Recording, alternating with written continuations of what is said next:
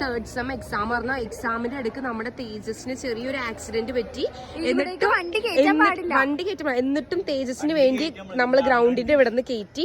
തേജസ് എങ്ങനെ ആക്സിഡന്റ് ഉണ്ടായെന്ന് പറയോ? ഒന്ന് വീണതാണ്. അയ്യോ പേടിച്ചോയോ നീ വീണപ്പേ? ഒന്ന് പേടിച്ച് കാലൊക്കെ എന്താ പറ്റുന്നിട്ട്? സ്റ്റീലൊക്കെ ഇട്ടേക്കാണ്. ഇപ്പൊ അയൺമാനാണ്. അയ്യോ പൊക്കണ്ട സ്റ്റീൽ ഒടിഞ്ഞോ?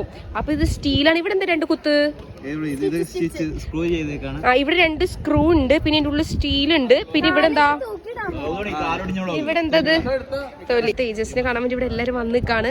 എന്നിട്ടും തേജസ് തേർഡ് സെം പരീക്ഷ എഴുതാൻ വേണ്ടി വന്നേക്കാണ്. ആ ഒരു ഡെഡിക്കേഷൻ ആണ് നിങ്ങൾ ഇവിടെ കാണേണ്ടത്. എടാ നീ എങ്ങനെ കോപ്പി അടിക്കും? അത് പറ്റൂല. പാൻസ് ഒന്നും ഇട്ടിട്ടില്ല. ഡെഡിക്കേഷൻ നോക്ക്. സ്കെയില്, പെൻസില്, എല്ലാം റബ്ബർ.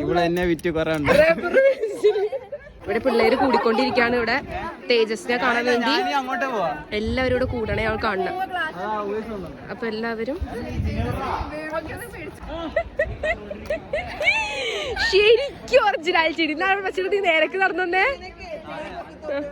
ഒരു കുഴപ്പമില്ലാത്ത കൊച്ച് ഇത് കണ്ടിട്ട് കൊതിയായിട്ട് ഫസ്റ്റാൻ അതുപോലെ കൂടെ കിടന്ന് കാണിക്കണെയാണ് ഈ കാണണത്.